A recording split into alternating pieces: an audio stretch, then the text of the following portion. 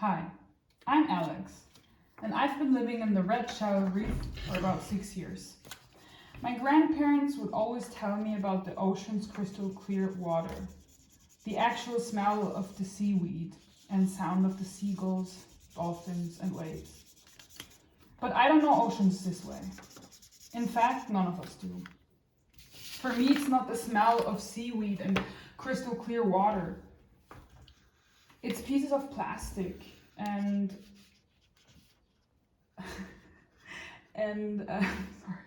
it's pieces of plastic and oil stains. We hear the motorboats and chains of the nets when they come to take our friends out of the water. But let me tell you about how I met Sam. So one day I was just floating through the ocean, like just a regular day, you know? But something was different.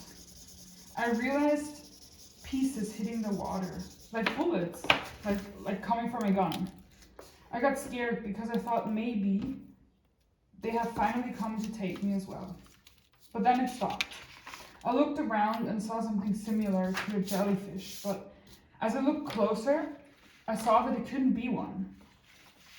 That's where I understood. They've been throwing the plastic again. I never understood the purpose of this, but that's what they do.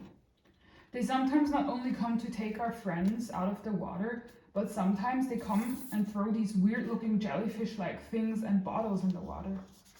I don't understand, but that day I met one of them, Sam.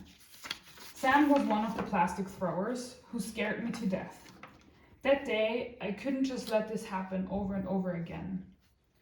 That day, even though I was scared for my life, I decided to face them, the plastic throwers.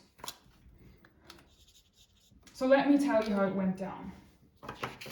I could only see a dark shadow, and then it hit again, and again, like bullets. And it hit my fin. It hurt really bad, and my heart was racing. I couldn't catch my breath, but I had to know who they were. So I swam. I collected all of my courage and forced myself to the surface and screamed on the top of my lungs, "Stop! You're scaring me! Please stop!" I couldn't help myself. I started to cry. I was so angry and frustrated. "Please, whoever you are, stop! You're hurting me!" And then suddenly, they stopped. They just stopped. And there I saw them. I looked right into their eyes, and they looked right back at me. And that's how I met Sam. There I saw Sam, with the next Coca-Cola bottle ready to throw at me. But he hesitated. Maybe because he saw me screaming on the top of my lungs, or maybe because he saw something else, but he didn't throw that bottle, and that's all that matters. Sam didn't know he was harming the ocean and us turtles. Sam didn't know about how they polluted the oceans and how distracting the motorboat noises are for us. They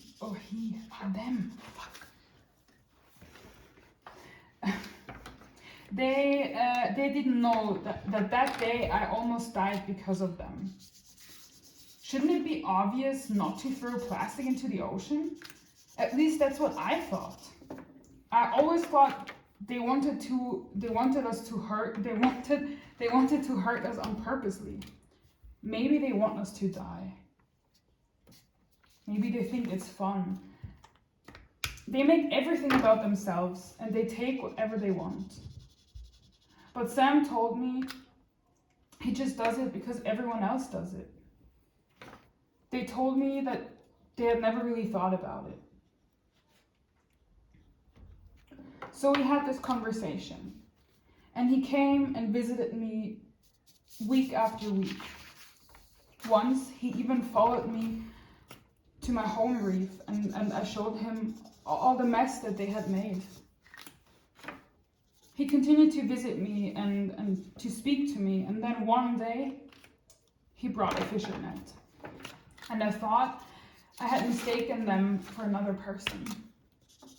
Sam, I said, what are you doing? I don't want you to take my friends. I don't want you to be like them. I thought you had changed and I thought you had thought about it. So they told me, Alex, I'm not here to take you or any of your friends. I'm not here to cause you any more harm. You're right. I'm here to fish. You're right. I'm here to take something, but this time it's not you or your friends. I don't want to be one of the plastic throwers, Alex.